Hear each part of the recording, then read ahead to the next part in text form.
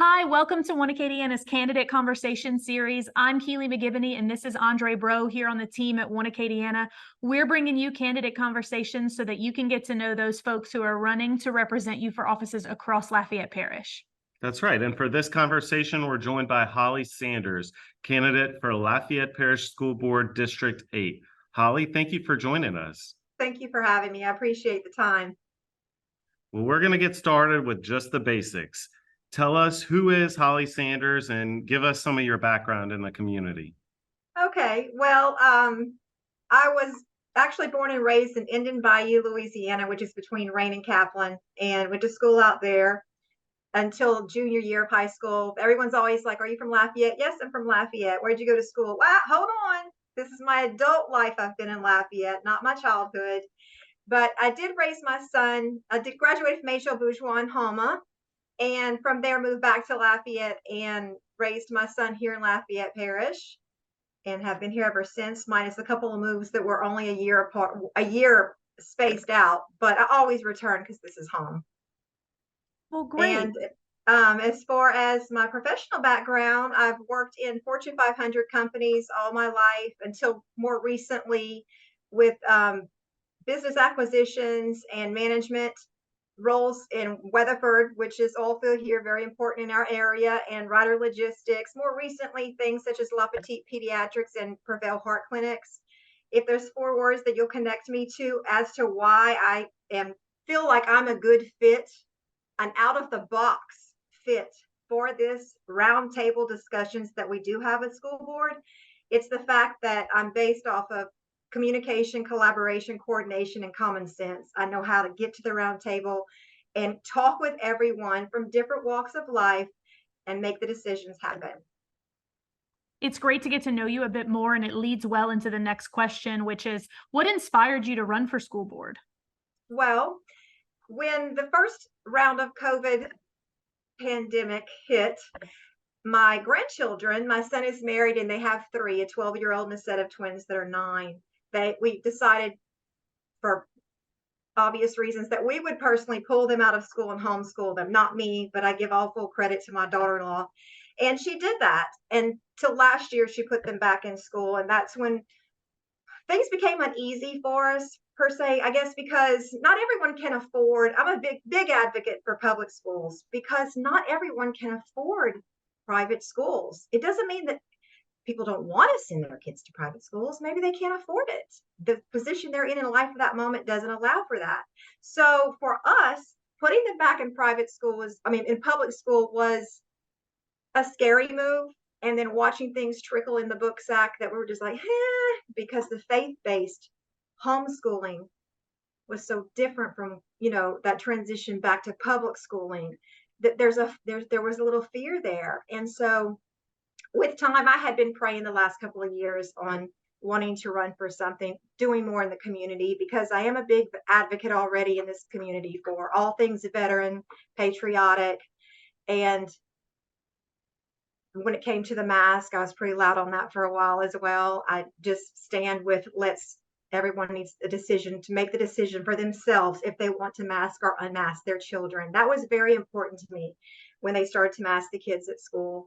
So at one point, I just decided that I was ready to actually stand up and make a move. It's something that I had been hollering to others. You need to stand up, but I wasn't standing up. And what better place to put myself to serve in this community, but something that holds dear to me, which is my grandchildren who are back in the public school system. And they are here in public schools in Lafayette Parish as well. And they're my hearts. And so with that being said, there is this mama bear movement that's happening in our school systems. Not everyone is a teacher. Not everyone's coming from an education standpoint. We are moms, dad, grandmothers, Jaja, which is what they call me, someone that's strong in her community, someone that's willing to stand up in front of others and be their voice. And that just happens to be someone like me that's ready to say, hey, I'll do it. I'm here. I want to serve, and I have that calling to do so. Well, you mentioned you've been thinking about running for school board for a while. I'm sure you've been thinking about the issues you hope to tackle if you're elected. We'll start with short-term issues. What are some of the issues in the short term that rise up as a priority for you? First and foremost is transportation, which I'm sure you guys been hearing this on it's got to be some of this hot topic. I just feel like there is, I say this gently, but you get what you pay for. We've got a lot of great drivers out there, but they don't get, and I'm all about blue collar because that's how I was raised. They don't get the respect that they deserve for what they do on a daily basis to make this happen for us and our children. And I think that if we would just ever so gently up their pay, make this more appealing, I think we could capture more people. We could get more applicants. Right now, that's a struggle. It's just finding people to even be substitutes. Well, let's just raise the pay, and we have to do this. Raise the pay, fix logistics a little bit because that seems to be a nightmare. And I think if you do this, we will it will turn out better because right now, I mean, I'm watching on different groups on social media, parents, it's the morning of an hour before and the bus just announced they're not coming. That's a problem. We have a problem. There's got to be some sort of cutoff time for these. And I know that people get sick. I understand that. But I feel if we fix pay, we will have backup substitutes ready and in line, locked and loaded for when these things occur, such as sicknesses, or I just don't feel like showing up today to pick up your kid. And it goes hand in hand for me personally. I think that that's the answer. I could be wrong. I'm open to listening to what everyone else has to say, but that in tying in with logistics is an issue. I think that needs better planning. And honestly, that would be the first thing I'd tackle. That's it. That's the first out the gate because that's the biggest headache for parents that are waiting on the bus to go to work for a full day. Well, great. And if we continue down this line of priorities that you've identified, as you think about the school system in the years to come, what have you identified as some long-term issues you think the school board needs to stay focused on? Well, being so conservative as I am,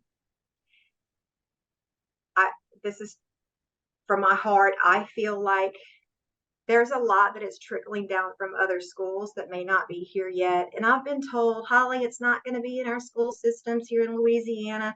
Well, we were told that about other things that are happening in our state as well. So I feel like being proactive is the better choice that I think that we should do for our students. And that is remain solid in beliefs, in conservatism. I think that we need to be mindful of the small amounts of doors that we open ever so much is only going to open that door larger later.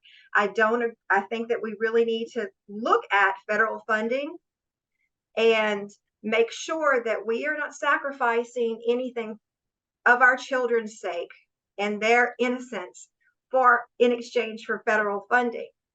What I mean by that is, and I will try to put this as mildly as possible, indoctrination, educational material being sent through that's already coming in that I feel parents should be able to review firsthand before it's placed in book sacks and sent home already taught.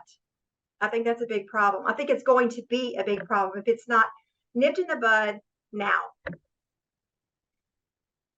Well, as an economic development organization, one of the things that One Acadiana tries to do is we try to recruit new businesses here, recruit new talented professionals to move into our community. And one of the first things they'll ask is, tell us about public education in your community. So if someone asked you that question, what would your response be? I would always say, even though we have issues, I still believe in the public, and because that's what I came from. And that's what the majority of people send their kids to public schools because they don't have a choice. They're hardworking blue collars that are out there busting it all day just to make ends meet. So that's close to my heart. And I would say do your homework. I know that there's schools of choice, etc., and that affects some of our schools, but I think I still would vote for public schools. I believe in our school system. I think we can always do better, and I believe with the right people in place, we can focus on what matters and make it happen. Now speak directly to your voters, your constituents of District 8, and make the case for yourself. What if you I haven't tell, already. yeah, right. So we'll just give you another minute to make the case for why Holly for school board. I like when I'm walking, I tell people I'm as red, white, and blue as you can get. I'm extremely patriotic. I believe in keeping history where history is, and that is taught in our schools. I don't think we should remove it. We should learn from it. I believe in one God and two genders, and I'm going to stick to that. I believe that we need to continue to put God first, and we need morals taught in our schools. And I believe more than anything that gender, anything related to gender or sexual orientation or celebration of, should not be a part of our school systems. They're there to teach a reading, writing, and arithmetic, and that is it. Anything further should be taught by the parents when they feel it's correct and the correct time for their child to receive whatever information they want to give. Well, thank you, Holly. We truly appreciate your time spent with us today to help the community get to know you. And that leads into our last question for each candidate, which is, how do voters further engage with Holly? How do they get more information on you as they're looking to make their decision for October?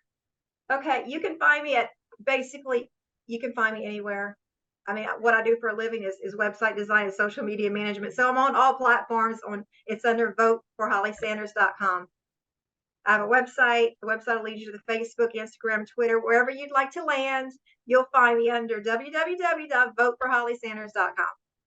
And I'd love to hear from anyone that has any questions or concerns out the gate. I'm ready to listen and answer and be cordial about it. I know that there's a lot of, I've received some of these already, and people there, you have two sides of the fence here. You have people that maybe take me as someone that's a little bit too patriotic, too ready to stand and say no for our children or for the community.